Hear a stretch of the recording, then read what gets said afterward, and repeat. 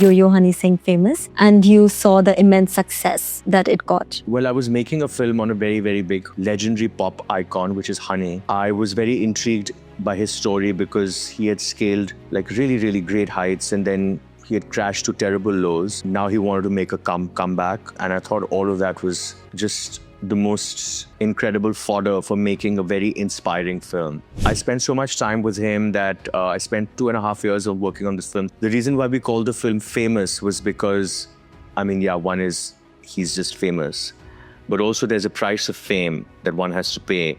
There's a price to becoming a superstar. There's a price. Everything comes with a price, right? And he had to pay those prices. Empty fame, hollow fame, nonsensical fame, Bought fame. bought fame. All of these things are delusional. And if it's not happening, then I'm out of here, baby. Hello everyone, my name is Jagriti Choudhary and today I have a very special guest. He's a filmmaker and cultural curator, Mozez Singh. He's chosen to carve out his own path despite coming from a background of immense privilege. Recently, he's directed the Netflix blockbuster Yo Yo Honey Singh, famous. Thank you so much for coming on my show. It's my pleasure. So you are a filmmaker, Yeah. you're a cultural curator. Yeah. You know, you find art in your life and that's something that you do professionally. Yeah.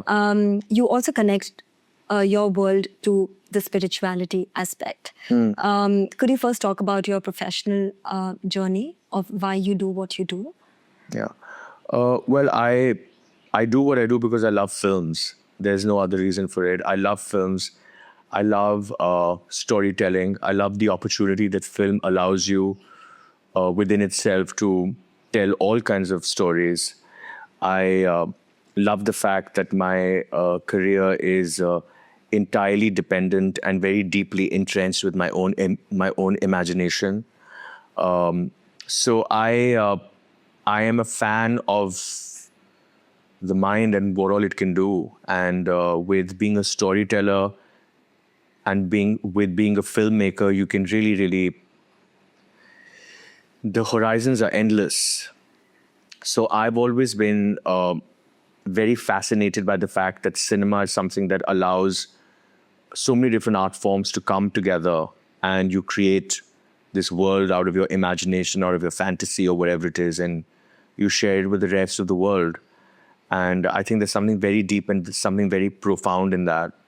And that's why I do what I do, because I just love everything about it. I actually, there's not a single thing that I don't like about what I do. I love everything about it so much, which also means the grueling hours, the rejection, the delays, the backstabbing, the betrayals. It's all a part of the game. And I think if you keep your eye focused on the larger picture, which is the movies itself and which is the storytelling itself, all of this is okay. It's part of the game. Very interesting. I want to come to the Netflix film that you did, Yo Yo Honey Singh, famous, and you saw the immense success that it got. While shooting the film, what was it that you actually learned about being a superstar? Well, I was making a film on a very, very big legendary pop icon, which is Honey. And I was very intrigued by his story because he had scaled like really, really great heights and then he had crashed to terrible lows. And now he wanted to make a comeback. And I thought all of that was just the most incredible fodder for making a very inspiring film. And I spent so much time with him that I spent 2.5 years of working on this film. So I spent a lot of time with him.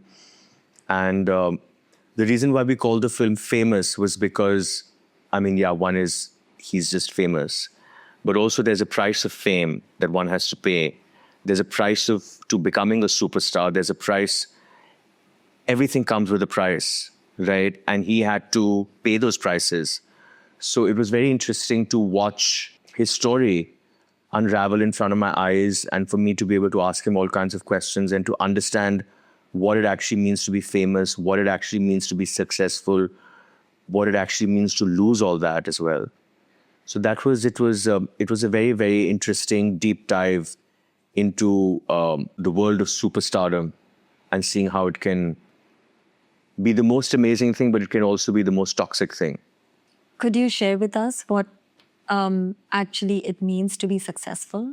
Success is a bunch of different things, actually. The success is how do you make your work even better than what it was before if you are successful? How does your success affect positively the lives of others? What can you do that can give you the opportunity to do better things for other people now that you are successful?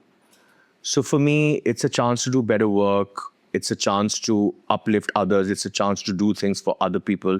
That's what success really means to me. I don't think success has much value in just being something really dazzling and starry and fantastic. And that's just like a very kind of one-dimensional understanding and review of the word success. Success is actually how can you make yourself better and how can you make someone else's life better? Really, it's about that. It's about bettering yourself, just really, and bettering the people and bettering other people's lives around you. Yeah, if I may say, like being in a state to be able to do that and to think beyond your own self and your own achievements. Does that make you successful? Yeah, I mean, I don't know whether it makes me successful or not. I don't know if I'm able to think about others and if I'm able to have compassion for other people and if I'm able to have empathy for other people. I don't know whether that makes me successful. I think that just makes me a very normal human being. That's what we're here for, actually. I think we've all got, well, not all, but many of us have got lost through through this crazy journey of life, which makes us take different twists and turns in our own journeys and maybe not follow the path that is set out for all of us, which is actually this about, for each one of us, I think it's all about connection for each one of us. But I think we tend to get consumed with our own, whatever, ambition, greed, whatever you want to call it. And we lose sight of that. So I don't think I'm doing anything grand or successful by connecting to people or reaching out to people. I think I'm doing what all of us are really meant to be doing, which is just that. Yeah, no, sure. And through your movie, we saw how a famous person, Honey Singh, he, from a very, from his high highs, he has fallen to really down. And the same thing happens to a lot of other people, not just him. What do you think destroys, a person who's so famous overnight? I think a complete lack of self-awareness. Like it's really, really important because when success comes, it's like, it's a tsunami, right? You can get so swept away by it. You can get so swept away by it because it is heady, it is hypnotic, it is mesmerizing, it is all those things. It is such deep wish fulfillment. It is the answer to your prayers. It's all of those things are what success is. But I think it's really, really important to be self-aware, to understand that everything that's happening to you at this point in time is just a moment in time.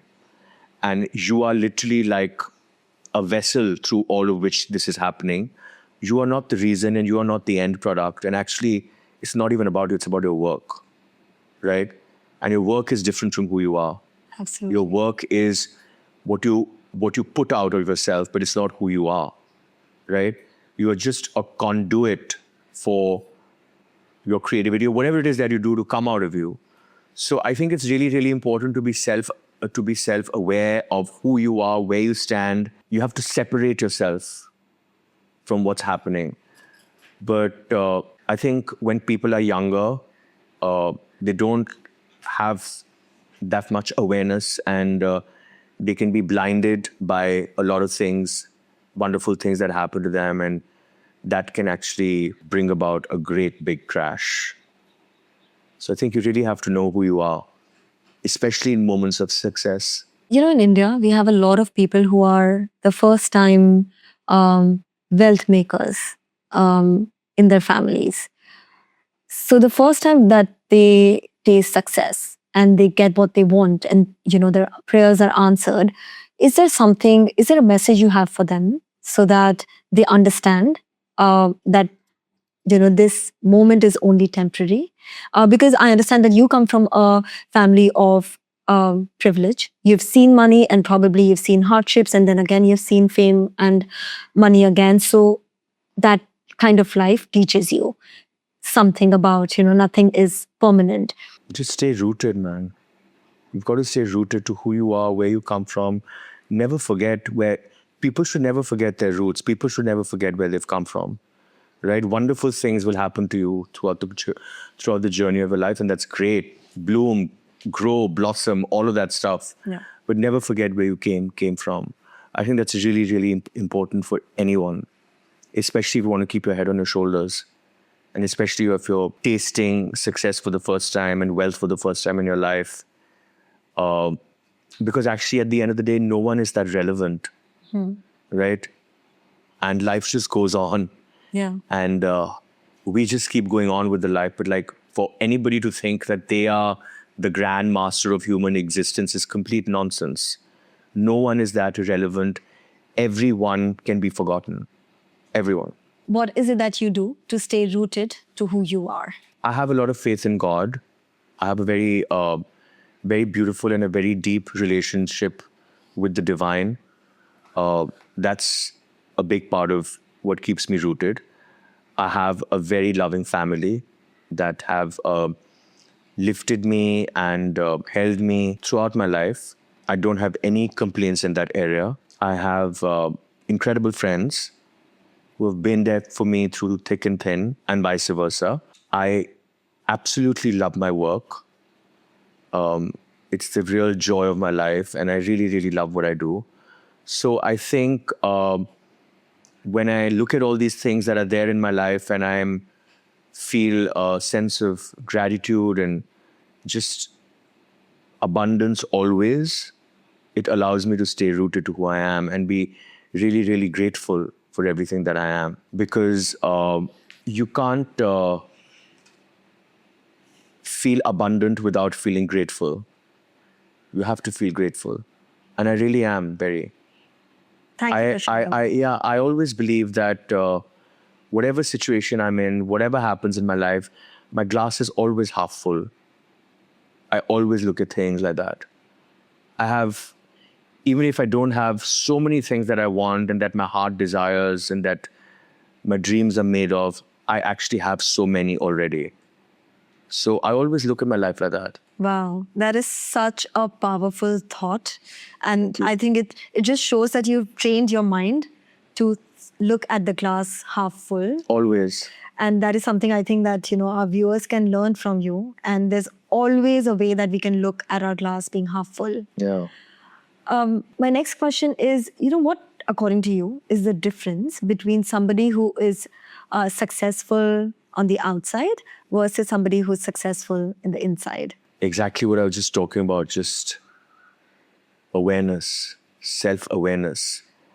Like, I think when a person is successful on the inside, they live with a sense of awareness, they live with a sense of purposefulness, mindfulness, right? Everything that they do has meaning, as opposed to someone who's just successful in a very exterior kind of way. Yeah. Right? Then it's all bullshit. The whole thing is a facade. Yeah. Because actually from inside, what are you? I think the real wealth really truly comes when you have that kind of deep self-belief and awareness and rootedness in who you are. Do you meet people and can you tell the difference between somebody who's truly successful in the inside versus somebody who's... Not always. No, okay. People can be very smart and very deceptive. Okay. And people can be very manipulative with how they want to make you feel. Yeah. So it's not necessary that you'll always be able to figure out the person sitting in front of you. Sometimes you make grand mistakes. Yeah. I've made them. Okay. Right? In wrongly judging a person or just misreading a person, actually. And every mistake is a teacher. So a harsh teacher, but a teacher. Yeah, true. A teacher that gives you a whack on your knuckles, but it teaches you. Right. Right? And it's better to learn from the mistakes and not... Well, it's better to just learn. Yeah. Whether you learn from the mistakes or you learn from all the right choices that you make, the learning never stops.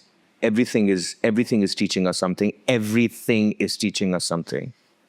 Everything that we encounter, every person that we meet, every experience that we have, there's a sense of learning in it. It just depends on how you want to look at it, right? How do you train your mind in keeping that learning mentality? It's something that has to come with practice. It's something that has to come very purposefully. Like I said, it is not something that every time you're faced with a situation, you have to kind of train your mind to be able to say at that point in time, like, okay, this really horrific thing is happening to me right now. What is it here to teach me? As opposed to just kind of succumbing to the doom of it all and being like, why is this happening to me? And rebelling against the very nature of what is happening to you. You have to actually sit down and assess it and break it down and be like, okay, why is this happening to me? Why am I going through this experience? And how do I fix it? How do I fix it? Because we all do have the power to fix things. We have that power. Sometimes you have to really, really, really go deep into yourself to find it, but we have it. So I think that's the way I look at every situation, especially the shit ones. Yeah. Do you have any tools that you can share with us that people can? Any rules? Tools. Tools. Yeah. Um, Like, for example, for me, meditation, journaling, I think, I found these tools that really kind of help me to center myself. Of course. I mean, the more quiet you are, the more powerful you become, I feel. Right? So meditation is, of course, a great exercise or a great practice, whatever you want to call it. But I think there are many things that go into making this kind of awareness come alive in yourself. And I think one of them is actually just to operate from a place of love. Yeah, I think operating from a place of love is one of the most important things. And I mean that about everybody. Yeah, true. Okay, tell us, if I think today, if I get that, I'll be happy. What does that do to my mindset? I think ambition is an amazing thing. It really turns me on. I love being driven. I love being ambitious. I love having goals. I love wanting to achieve. I love wanting to better myself, right? So I think ambition is fantastic and I'm all for it. The difficult part comes in being detached from the ambition. Like, I really want that, but what if I don't get it? Then what happens to me? Right? That is the real quandary that we all get into, that we all slip into. We're like, we can't handle the not having it thing. True. So I think with a bigger sense of awareness, with a bigger kind of understanding of yourself and of the world, you can have a personality where you're really, really, really driven and set out to achieve whatever the goal it is that you want for yourself or the best things in life, knowing fully well that you may not ever get there. And being okay with that, being absolutely okay with that. Because there is also an incredible amount of magic in the journey, in the effort, in the trying. There's something really, really amazing about that because you're connecting so deeply to the thing that you want at that point in time, and you're giving it your everything. And that everything is so consumed with a sense of love that is coming out of you, a sense of self-belief, a sense of faith, a sense of just gratitude, which is actually propelling you to go and try your hand at whatever it is that you're trying your hand at. So sometimes you achieve it, but sometimes you don't achieve it. But I think there's a big beauty in trying. There's a big beauty in trying, and I'm up for trying anything that I set my heart out to. I haven't achieved many of the things that I've tried to do, but God knows that I've tried with my 100% truest intention, and that in itself has been fantastic. That's amazing. You've said that, a person can learn fashion. They can learn about the art of fashion. So for somebody who's not gone to a design school or never learned it in school, can you suggest what are the different avenues they can look into to learn about fashion? Watch films and read books. Watch films, educate educate your mind, try and travel, see the world, right? I mean, I've never been to film school. I've never had any formal education in cinema. I've never studied film. I've never even assisted anybody. Oh, wow. I just landed up in Bombay. I was in my mid-20s and I landed up in Bombay and I said, you know what, I'm going to make films. And I had no idea how I was going to do it. And my education literally came from watching other people's work, watching all kinds of cinema, reading all kinds of books. I love reading so much.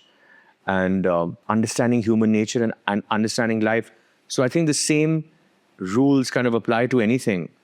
If you want to learn fashion, if you want to understand fashion, read, watch, see what has happened, read the history, go through the archives, educate yourself, see how it's done, see how the grandest masters did whatever they did, see how the models work, see how everything worked, the whole universe, the whole cosmos of fashion, understand it, like devour it. And I think you can, because I really don't believe that, I don't buy into this philosophy that either you're born with it or not, because that completely like kind of erases and eradicates the entire concept of wisdom and learning and knowledge, right? Which to me are the most beautiful things that we have in this human experience called life. Right.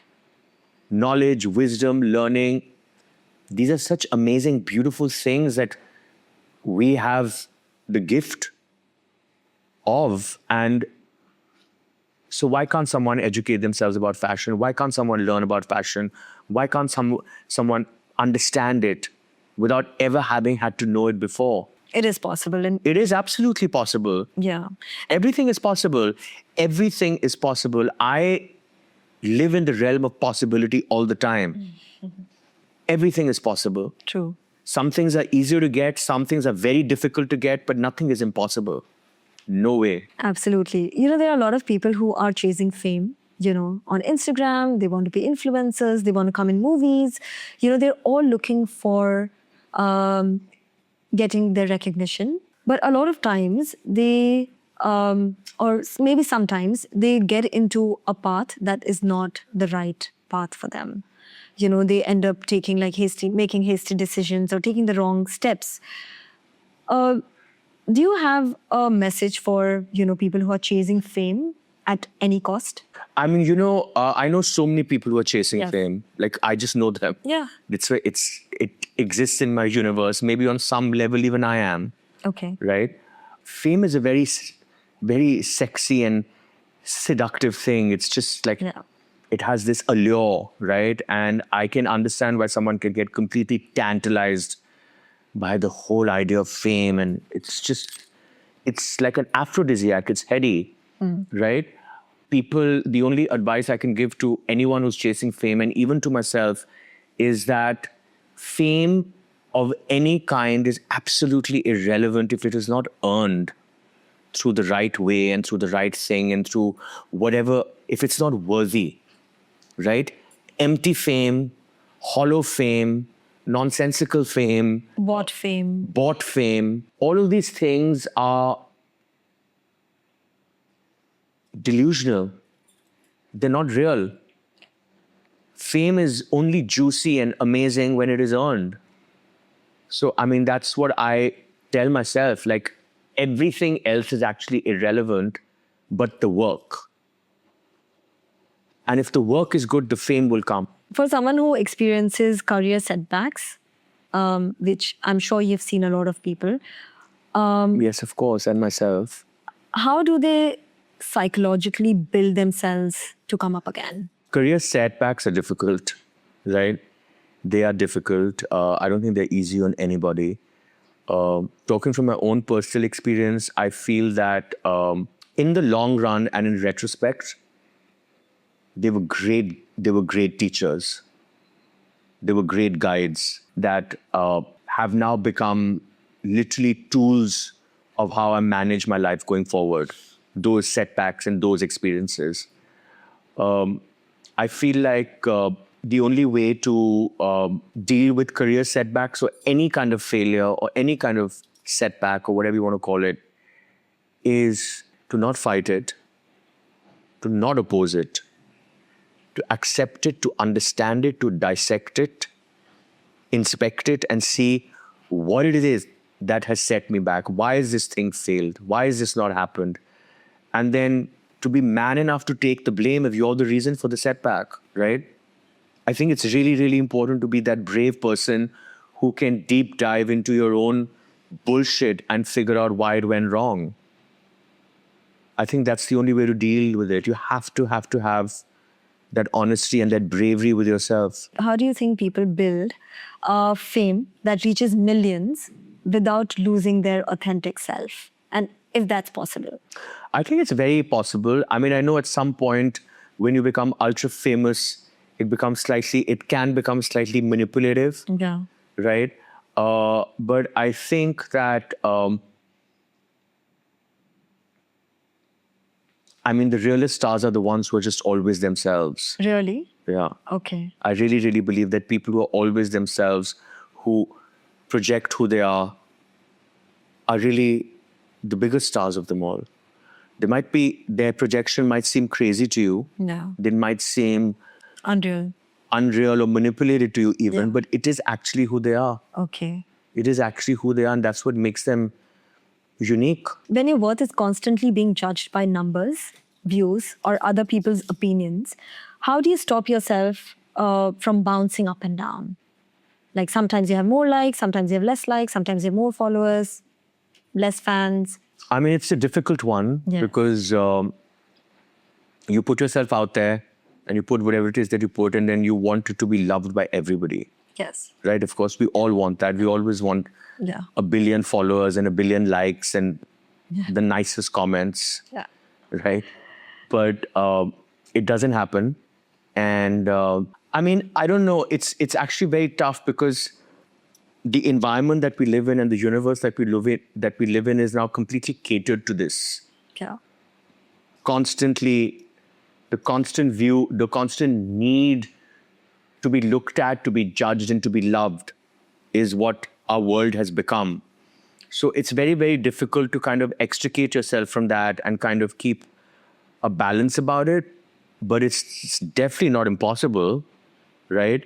I think the only way to be able to manage that whole thing is to have a deep conversation with yourself where you're like, okay, I'm putting this stuff out, and if it flies, it flies, and if it doesn't mean anything. This cannot reduce my sense of self, is the most important thing you have to tell yourself in the world that we live in. Nobody else can make me feel who I am but myself. Yeah, if something doesn't make you happy, I don't even know whether you'll be motivated enough to do it anymore. Yeah. Right? And even if you do it, you'll be doing it, it'll be a pretense. Yes. Very clear about the fact that everything that I do, whether it is a big thing or a small thing, whether it is a major work decision or going out for dinner with a friend, I have to be invested in it. Otherwise, I'm not going to do it. And that's a choice you make. And that's a choice I make. Otherwise, I'm not going to do it. I'm not going to put myself in any situation where I'm not feeling it. I just don't want to be part of that situation. I'd rather opt out. That's a part of being authentic to yourself. Yeah, yourself. Because I think when you're authentic to yourself, not only do you do the best thing for you, but you do the best thing for the room that you're in. Yes, I agree. Right? So it just all boils down to that. And if it's not happening, then I'm out of here, baby. Yeah. Yeah. I have no time for anything that makes me feel less than what I have to feel. Anybody or anything. You know, when you achieve great success, you've seen it in your life. A lot of other people... I think I have miles to go, but anyway, thank you. A lot of people die to reach where you are. A lot of people have reached, their success, but at that point, they feel lonely. What happens when you reach a certain stage of success? It becomes very unrelatable because that kind of success, that level of success is not a common thing. It's not for everyone. Right. Right? So it becomes very kind of isolating in that experience because nobody else in the room has that level of success or exactly what you're going through. I mean, people understand it. Yeah. They love you for it. They Yeah. appreciate what you've achieved. Absolutely. But they don't live that experience the way that you do. Yeah. So I think it has the potential to isolate you. Yeah. And because you're not being understood in a way that defines the experience that you're going through. It could become a very solitary experience. It could become a very solitary experience, which is kind of sad. It is, do you have something like, I've always wanted to know that whenever you become super successful, your friends don't relate to you, your families can't relate to what's just happening to you. How do you protect yourself from losing your closest friends and family? Or how do you protect yourself from jealousy? How do you protect yourself from the negative competition that comes with it from the same people that didn't have that for you yesterday? It all boils down to the same things. You have to be detached from the whole thing. You have to be grateful for the whole thing. You have to continue to love the people that you love, even though your life has changed. It all comes down to basic core values, actually. I think everything comes down to those things because jealousy and envy and competitiveness and rivalries and all these things are going to be there till the end of time, right? They're not going. They're going to crop up in various ways in your life. Sometimes through your work competitors, sometimes through people that you love, Yeah. right? The only thing that you can do, and you can't slay each and every one of them. The only thing that you can do is rise above it. And the only way that you can rise above it is by being completely detached. I always try to, well, not always, but it's something that I'm working on. I try to, when somebody has wronged me, when someone has hurt me, when someone has said something about me or done something or whatever it is, I try very hard now to look at the thing from that person's point of view. Like, why is this person doing this to me? What is it that I have invited or ignited in this person to react to me in this way? Okay. Wow. Point number one. And point number two is that what is it about this person that is making him or her behave like this with me? Right? So when you start to break it down, when you start to break down your own actions that may have led to that person doing whatever that they did, and you start to break down that person's journey and that person's story, you actually start to make sense of the whole situation in a very different kind of way. And you almost want to forgive the person who hurt you. Then if you feel a negative energy from somebody, you identify what is it that you have done wrong, to make that person feel or act a certain way. And second is, what that person is all about, and that answers your question, right? So for example, you've made a great film, and that is something that you have done and that person is jealous of you. How can he make such a good film? Right? How in that situation where you don't have a reason that you've done something wrong, to upset somebody. So you understand why the person is being jealous of you. You try to understand that person's reaction. What is it about me that is making this person so pissed off and jealous? Yeah. And then you start to see all the chinks in their armor. Maybe he didn't get the opportunity that I did and he grudges me that. Maybe he knows that he'll never be as good as this and he grudges me that. Maybe he thinks his journey is taking too long while mine has gone by much faster, so he grudges me that. You start to understand the reasons for the other person's negativity towards you. It's just all like, you just know how to deal with the situation a lot better. See, you don't stop feeling hurt. We're all human beings. We feel hurt. Yeah. But how you deal with it, how you manage it is the thing that really counts, because hurt you're going to keep feeling. Do you forgive him? I mean, it depends on the situation, actually. It's not such a blanket thing. Okay. You know what I mean? Some situations are easier to forgive and some are more difficult to forgive. But I think ultimately, forgiveness is something that we all must strive towards, because it just kind of lessens the load on ourselves more than anything else, right? I'm able to forgive people with time, but I'm not able to forget things, right? And because I'm not able to forget things, I can no longer be friends or connected to that person in any way or form because it's just in my memory. But I don't hold any grudges. Understood. I don't have any. I wish nobody any harm. I wish no one any ill will. Of all the people that have even hurt me, I don't wish them any harm. I just don't want to have anything to do with them. Got it. It's not coming out of any other place. Do you think there's a way to achieve success without upsetting people? No, Really? no. Because someone or the other is going to get pissed off or jealous Yeah. or competitive. Okay. I think that's like, I don't know, man. To be universally loved for your success is a tough one. I mean, I think some people may have achieved that in their lives. But I think for most people, there's always going to be Britpats. There's always going to be someone who's running you down. It always happens, right? It just mostly. Human nature. Yeah. Okay. What is the most honest warning you can give someone who is chasing a spotlight? Rejection, Okay. right? Rejection is a big part of this business. Everyone focuses on being accepted and everyone focuses on becoming a star and all of that stuff. And that's great. Have that ambition. But people have to understand one thing and be warned about one thing, that rejection is a part and parcel of this business on a very daily basis. In big ways, small ways, all kinds of ways. And you have to really, really like build your gut for that. So have a thick skin. Then Yeah, because it's going to keep happening. And then something wonderful will happen, but then again it'll happen. Right? You could be a big box office star and you could give a huge hit and then your next film will be a giant flop. And you won't understand why, but it is part of the business. It is part of the nature of the business. Right? You could be an aspiring actor and you could go for and you could be beautiful or handsome or whatever it is, but every audition you go for, you get rejected.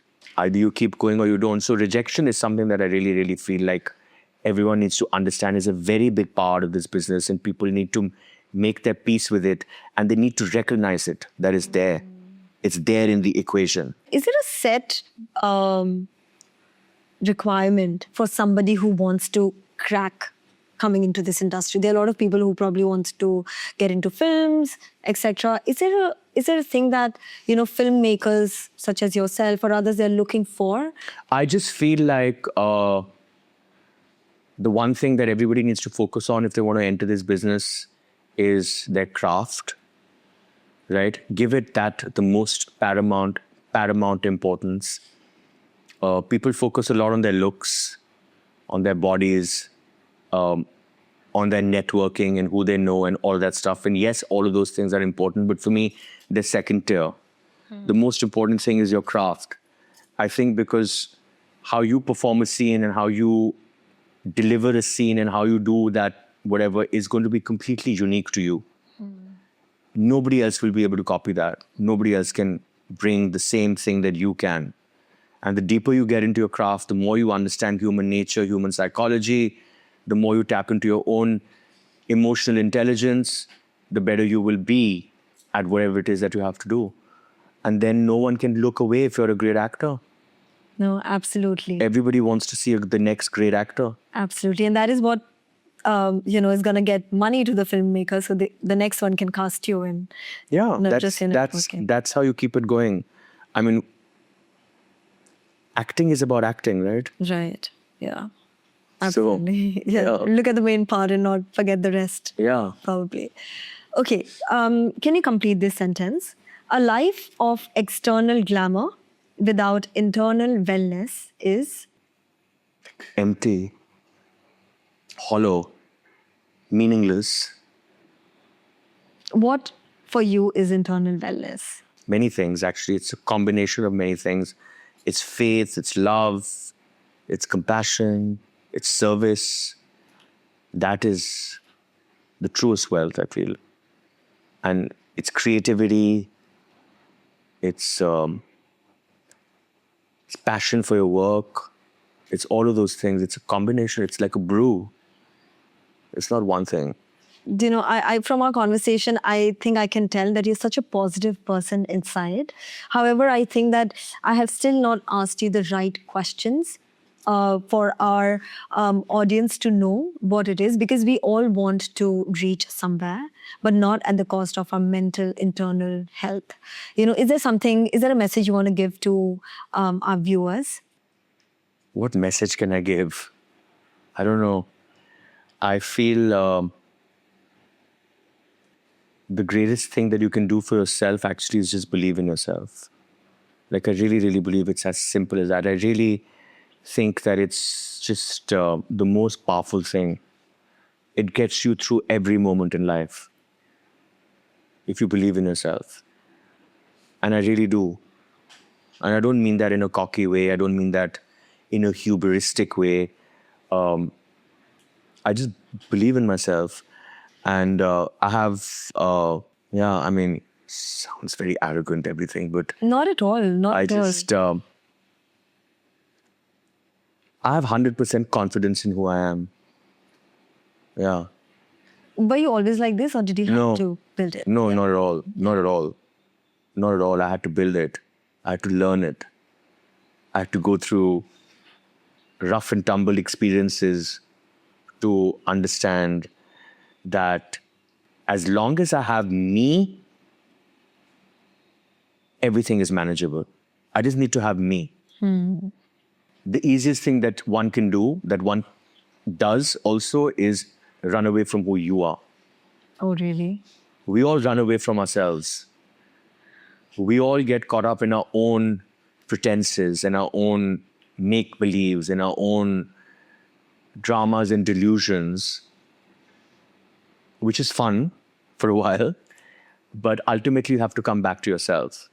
So I make sure that even if I spin out of control, I come back to myself. I have to anchor myself and have that conversation with myself. Okay, this is who I am right now. It comes with practice, it comes with time, but once it comes, it never goes. Once it comes, it never goes. Absolutely. Yeah. Oh my God, it's coming like such powerful, deep, spiritual tips coming from somebody who's so glamorous is insane. I mean, I hope people listen to this podcast again and again. And if they can take those 7, 8 pointers that, you have shared with them, I think, and they follow it, I think they can be both glamorous and happy. I just want to say, firstly, thank you. But I just want to say one thing, that I just want to say that loud and clear, that glamour and spirituality, or like glamour and just, I don't know, intelligence can coexist. Yeah. Right?